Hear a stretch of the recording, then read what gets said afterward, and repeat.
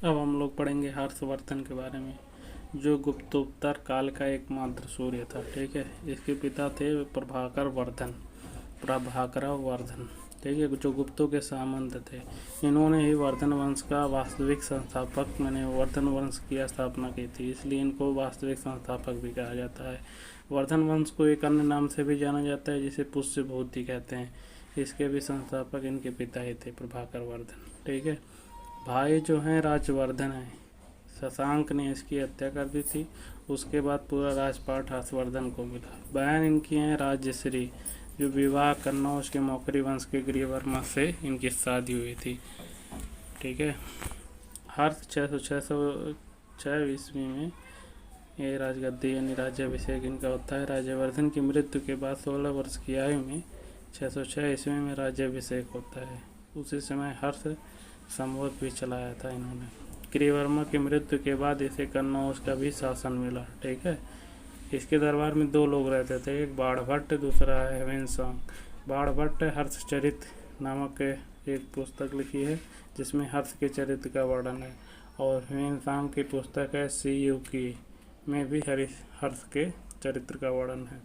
इनकी कुछ उपाधियाँ थी, जैसे महापरमेश्वरम, परम भट्टारक, शिलादित्य, चक्रवर्ती, सार्वभौम। ठीक है, अभियान। हर्ष का शासन लगभग पूरे उत्तर भारत पर था। ठीक है, यहाँ से ये पूरा उत्तर भारत पर इनका शासन था।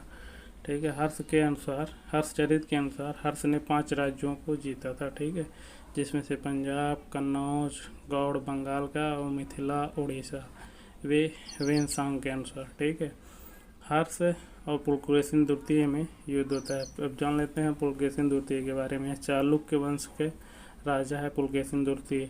इसका जो क्षेत्र है यह दक्षिण का तटीय क्षेत्र है। ठीक है, महाराष्ट्र का जो क्षेत्र है यही है इसका क्षेत्र। इनके और हर्ष के बीच में लड़ाई होती है। ठीक है, युद्ध होता है, तो इनके परिणाम के बारे में विवाद है। हर्ष के जो राज दरबारी कवि हैं बाणभट्ट, इनके अनुसार हर्षचरित में लिखा गया है कि हर्ष की विजय हुई है, जबकि पुलकेशिन द्वितीय के दरबारी कवि रवि कीर्ति के अनुसार एहोल अभिलेख में यह लिखा गया है कि पुलकेशिन की विजय हुई है।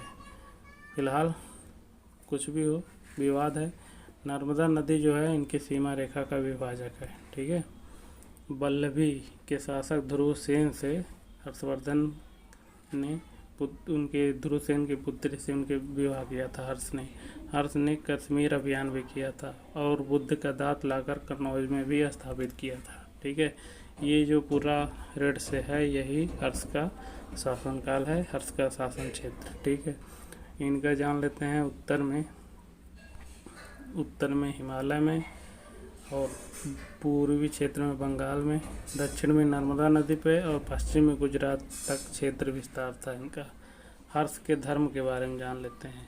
हर्ष पहले शैव धर्म का उपासक था, इसलिए प्रयाग में महामोक्ष परिषद का आयोजन करता था, जिसे कुंभ मेला भी कहा जाता है। ठीक है, उसके बाद यह हेवेनसांग के प्रभाव में आकर बौद्ध धर्म अपना लेता है। ठीक है, और बौद्ध धर्म की महायान शाखा से संबंधित हो जाता है। नालंदा विश्वविद्यालय इस समय शिक्षा का केंद्र है, और कन्नौज वह धर्म सभा यहाँ हेवेनसांग के समय में हुआ करता था। ठीक है, हर्षकालीन साहित्य के बारे में जान लेते हैं।